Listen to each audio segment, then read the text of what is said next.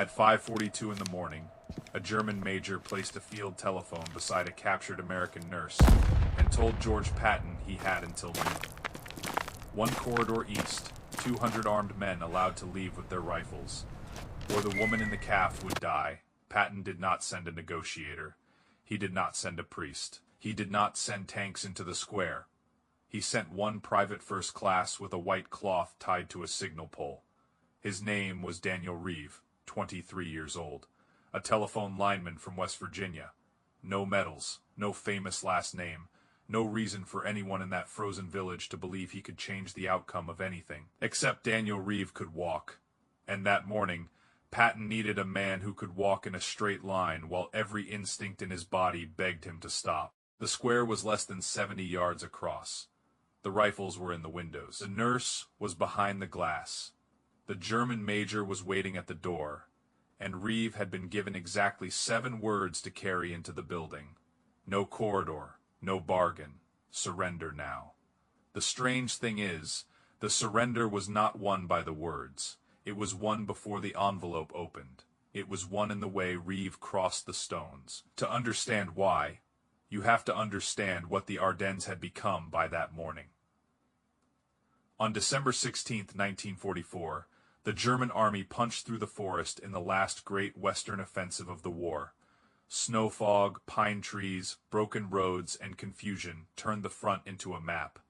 Nobody trusted anymore. Units that had been moving forward for months suddenly found Germans behind them, beside them, sometimes wearing American uniforms and giving directions in English.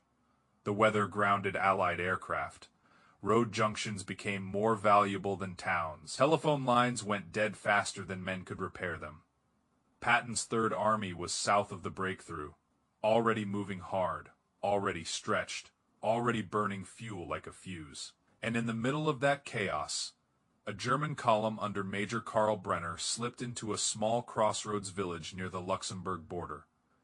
The village had been cleared once. That was the problem. Everyone thought it was behind the line. There were no fresh American infantrymen in the church, no armor at the western road, no field guns facing the KF, just a handful of civilians, a few wounded men in a cellar, and one American Army nurse named Clara Whitcomb, who had stayed behind to change dressings on a boy whose leg had been torn open by shell fragments. Brenner found her in the back room of the calf with blood on her sleeves and a roll of gauze between her teeth. He understood immediately what she was worth. Not as a person. As a lever. That was how trapped men think when the road is closing behind them. Brenner was not a fool. He had fought long enough to know when a battlefield had stopped offering victories and started offering exits. His men were cold, hungry, and almost out of mortar rounds. They had 3 trucks left. One radio that worked when it wanted to. A map with more guesses than roads, and a fear every man in the building could feel, but nobody named out loud. The Americans were coming. Not someday, not eventually. Now. So Brenner wrote his demand in careful German, and had it translated by a terrified schoolmaster, whose hands shook so badly he blotted the paper twice. Safe passage east, weapons retained. No pursuit for 6 hours. Confirmation before noon. The final line was not translated for Clara Whitcomb. It did not need to be. Everybody in the room knew what a deadline meant when a hostage was seated beside it. The message reached an American forward post just after sunrise. The captain who read it went quiet. He looked through a cracked window toward the village and saw the upper floors of the calf, the curtains moving, the black mouths of rifles behind glass. He could attack. He could also get Clara killed in the first 10 seconds. He could wait. He could also give Brenner time to pull his men out through the orchard road. So he turned to the fastest man near the radio set, Daniel Reeve. Reeve had been fixing wire since before daylight, his gloves stiff with ice, his fingernails split from pulling frozen cable out of ditches. Back home outside Wheeling, he had climbed telephone poles for a utility crew and learned to look down without letting his knees decide the matter. In France, that made him useful. He could remember routes. He could run messages when radios failed.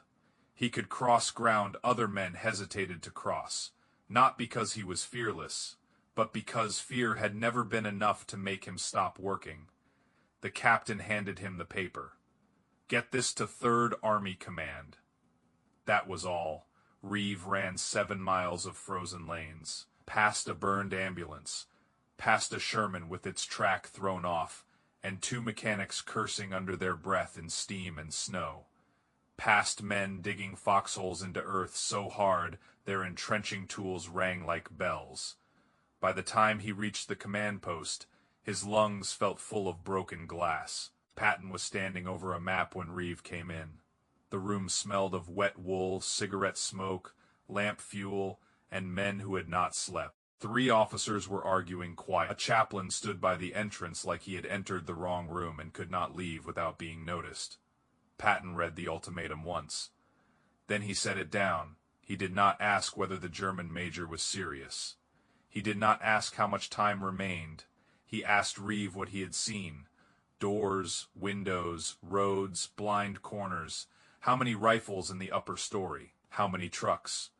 Which side of the square caught the morning glare? Reeve answered the way a lineman answers when the foreman asks where a break is in the wire. Specific, practical. No poetry. The CA faced west. The church wall blocked the north lane. The alley behind the bakery was too narrow for a truck. The Germans had posted 2 men in the bell tower, but one of them kept rubbing his hands and stepping away from the opening because the wind came straight through the stone. Patton listened. No notes, no interruptions. NS only that sharp, total attention that made men feel inspected down to the bone.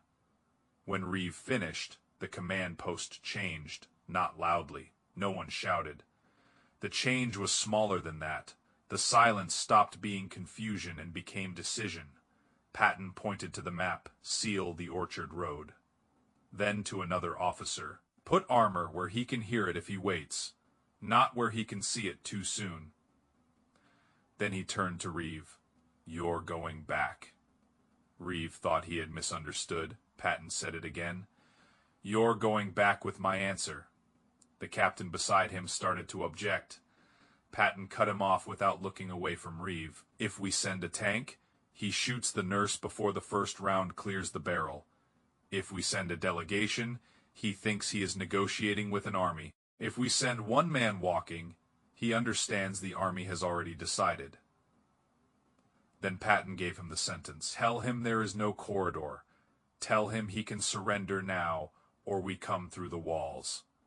Reeve swallowed. Yes, sir. Patton reached for a scrap of white cloth, torn from a medical sheet, and tied it to a signal pole. Not a rifle, a signal pole. Something a wireman would carry, something that belonged to Reeve. Then he leaned close enough that only the men near the table heard him. Do not look at the windows. Reeve remembered that for the rest of his life. Not the threat, not the map, not the officers, that instruction. Do not look at the windows. At 10:36, Daniel Reeve stepped out from behind a burned cart at the edge of the village square. The white cloth snapped once in the wind. The square was silent in the unnatural way. Battlefields become silent when everyone has stopped doing everything. Except aiming, Reeve saw the calf door. He made it the only thing in the world. There were other things, of course. A dead horse near the fountain. A signboard hanging by one hook. Snow piled against a stone trough. A dark shape moving behind the second-floor curtain. But those things belonged to the part of his mind he had chosen not to obey. The door was straight ahead, so he walked toward the door. 10 yards. 20. At 30. A shot cracked from somewhere too far left. Not at him. A warning. The sound hit the square and bounced off the walls. Reeve did not speed up. That mattered. He did not slow down either. That mattered more. Inside the calf, Clara Whitcomb heard the shot and closed her eyes. Major Brenner watched from the doorway with one hand on the frame. Later, the men who surrendered that morning would say Brenner stared harder at the American private than he had stared at any tank. Because tanks were simple. A tank meant attack. Artillery meant attack. Infantry forming behind walls meant attack. But one man walking alone with a white cloth meant something stranger. It meant the Americans were no longer asking what Brenner would do. They were waiting for him to catch up with what they had already done. At the door, 2 German soldiers searched Reeve. They took the envelope. They found no pistol, no grenade, no hidden knife. Only pliers, a coil of wire, and a small wrench tucked into his coat pocket. Brenner opened the message, read it again. His face did not move. Reeve said the German sentence he had practiced until it sat like a stone on his tongue.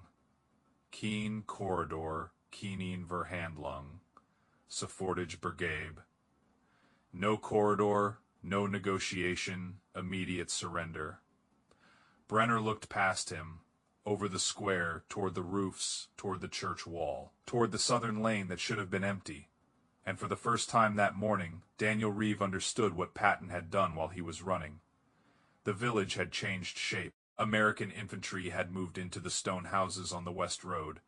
A tank destroyer sat behind the orchard wall with its barrel hidden under branches. 2 machine gun teams had crawled close enough to cut off the bakery alley.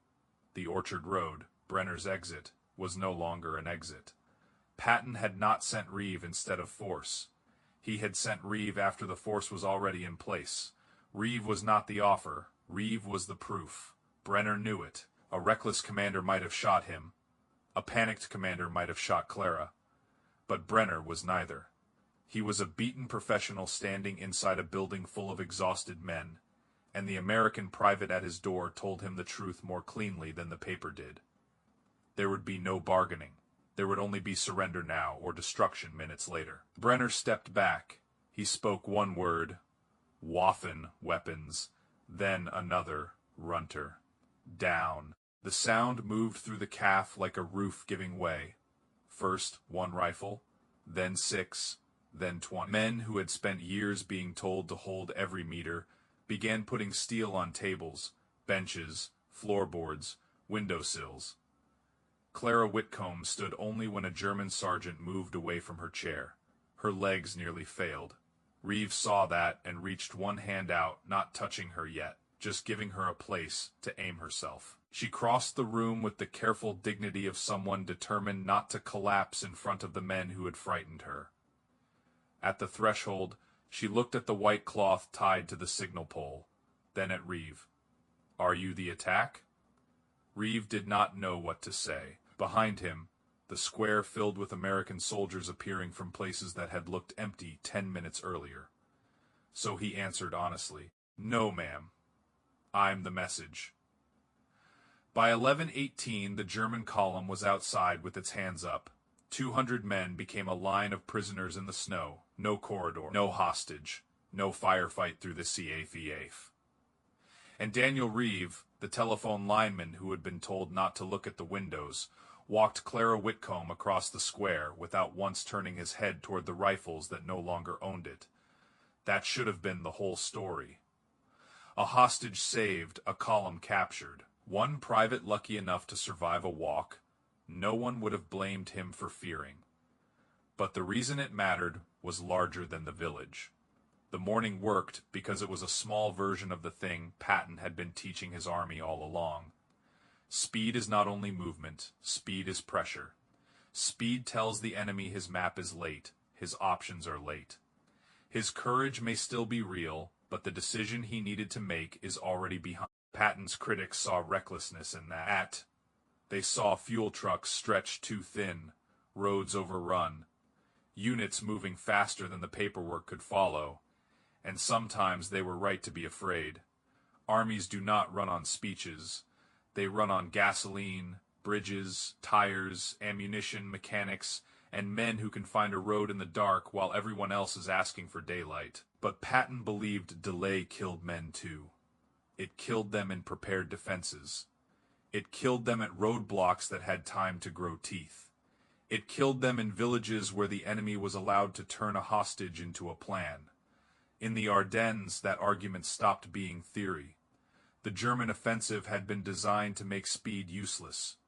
The forest was too thick, the weather too low, the roads too narrow, the Allied line too confused. If Patton's army had to turn north, German planners believed it would take days they did not have. That belief was the hinge of the campaign. Patton broke the hinge. Before the formal orders were even fully settled, staff officers in Third Army were already pulling contingency plans out of folders. Road priorities changed, convoys turned, traffic control teams stood in snow at junctions, waving columns through by flashlight. Maintenance crews worked with numb hands under tarps that snapped in the wind. The army that was supposed to be pointed one way began turning another.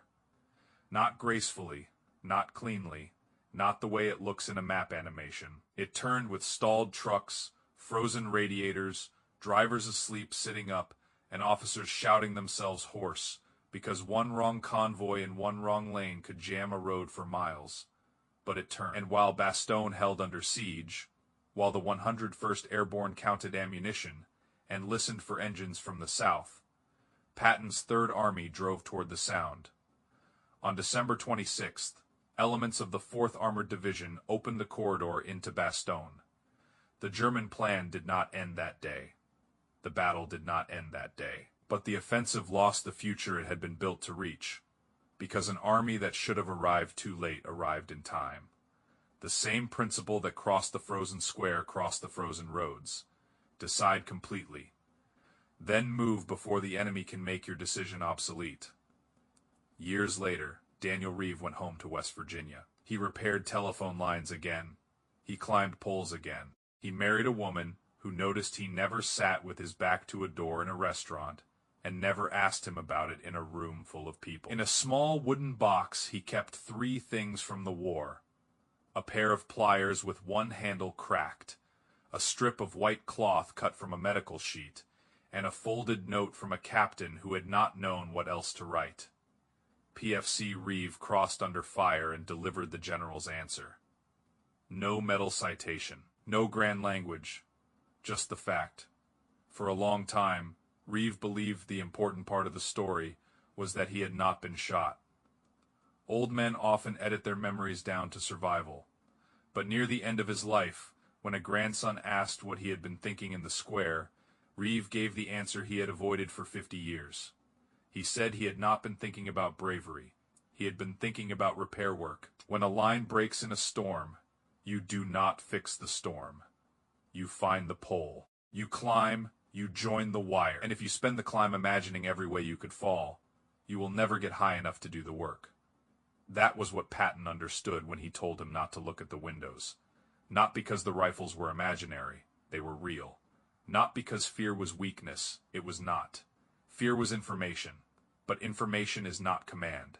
The door was command, the message was command, the next step was command. In war, in crisis, in any moment when the world fills every window with reasons to stop, there is a kind of person who becomes more powerful than he appears. Not because he has no fear, because he gives fear no authority over his feet. Daniel Reeve was never the largest force in that village.